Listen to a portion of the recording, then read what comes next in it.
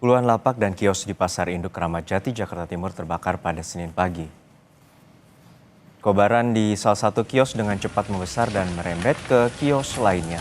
Pedagang dibantu petugas pemadam kebakaran berupaya melakukan pemadaman. Banyaknya barang yang mudah terbakar membuat api cepat membesar dan merambat ke kios pedagang buah dan sayuran. Diduga kebakaran disebabkan karena korsleting di salah satu kios.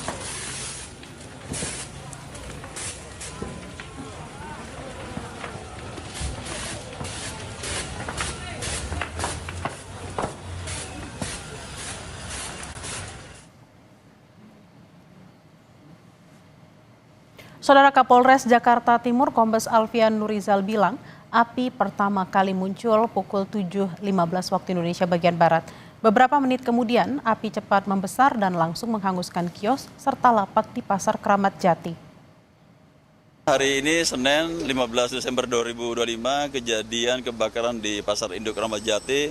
Informasi dari saksi atas nama Pak Edi itu pada pukul 07.15 waktu Indonesia bagian Barat dan api mulai membesar pada pukul 07.24 dan itu juga rekan-rekan kita dari PMK Pemadam Kebakaran sudah mulai melakukan kegiatan untuk pemadaman di tempat lokasi TKP, di mana untuk saat ini sedang berlangsung.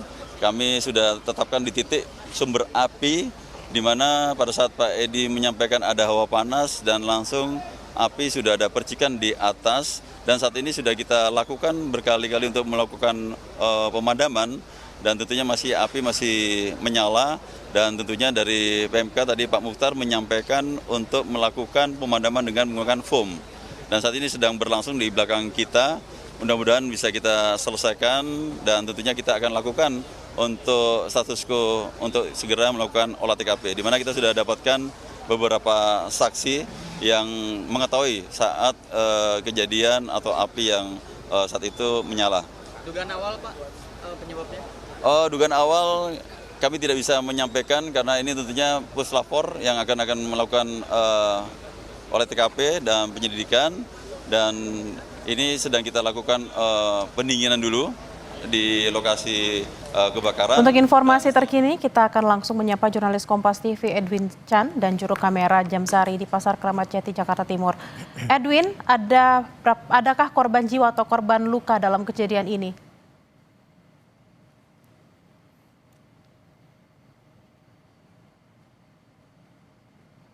Pernyataan Kapolres Metro Jakarta Timur di sana memang kita belum mendapatkan informasi lebih jauh karena untuk informasi dari Kapolres Metro Jakarta Timur sendiri, baik korban jiwa maupun korban luka belum ada sampai sekarang.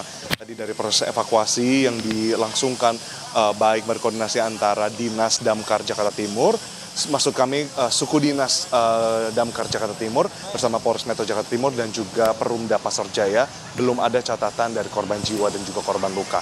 Untuk kedepannya jika memang nantinya proses penyelidikan akan segera berlangsung, karena memang sebagaimana yang bisa kita lihat di belakang di sini garis kuning sudah dipasang, dan dari Sudin Damkar Jakarta Timur juga perlahan-lahan berangsur-angsur para petugas dari pemadam kebakaran sudah mundur dan sudah mengembalikan alatnya sesuai dengan prosedur bahwa pendinginan sudah diselesaikan. Dan dari proses pendinginan yang sudah selesai inilah nantinya proses penyelidikan dari Polres Metro Jakarta Timur akan berlangsung oleh tim puslapor. Nanti akan dicari tahu apa penyebabnya, lalu apa saja yang akhirnya membuat api dapat merambat dengan cepat, karena memang bukan hanya yang ada di depan mata seperti yang bisa dilihat saudara, memang banyak material kayu dan banyak material yang mudah terbakar, sebagaimana yang tadi disebut bahwa diduga sumber api berasal dari toko plastik dan toko kertas.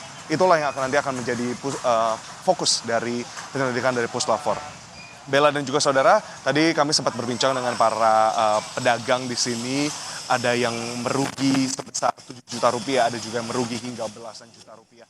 Dan sebenarnya solusi dari kebakaran inilah yang mereka tunggu, bukan memburu-burui pemerintah, bukan juga memburu-burui pihak penyelenggara pasar, yakni Perumda Pasar Jaya, tapi juga yang mereka pikirkan adalah bagaimana keberlanjutan dagangan mereka, karena memang ada beberapa pedagang yang mengaku bahwa mereka baru saja memasok barang dagangannya dan tiba-tiba api merambat begitu cepat, tidak sampai waktu 10 menit api sudah menyambar toko mereka dan menghanguskan toko mereka. Dan tadi sempat secara swadaya mereka memadamkan api dengan apar dan juga hidran yang tersedia pun lewat air yang mereka bisa dapatkan di sekitar pasar.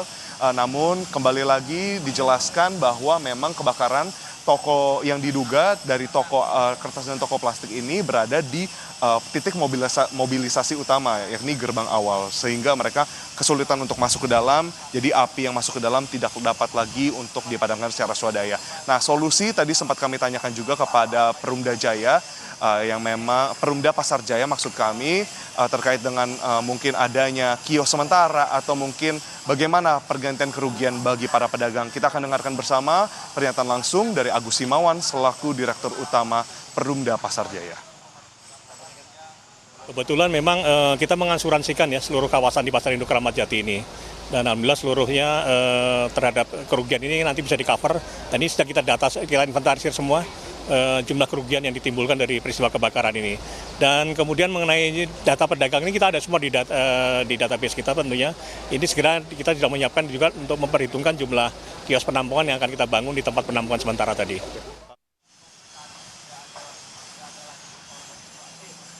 350 kios menjadi korban dari kebakaran di Pasar Induk Kramat Jati pada hari ini dan ditaksir kerugian oleh Perumda Pasar Jaya sendiri hingga sekarang masih dalam proses kalkulasi mencapai 10 miliar rupiah. Dan tentunya tadi kita tidak bisa menyampingkan bahwa kebakaran hari ini harus menjadi pelajaran bagi segala pihak, baik dari mereka pedagang yang berjualan di sini untuk dapat kemudian meminimalisasi adanya zat-zat yang mudah terbakar. Tidak dapat dipungkiri bahwa tadi sumber api masih diduga bahwa berasal dari toko kertas dan juga toko plastik. Mungkin ini yang dapat dihindari di bagian-bagian pasar yang memiliki banyak material kayu sebagai bahan bangunan, bahan kiosnya. Lalu juga baik dari segi Perumda Pasar Jaya untuk kemudian dapat lebih rutin lagi mengadakan proses penanggulangan bencana kebakaran di wilayah yang memang kita tahu bersama padat dan berlangsung,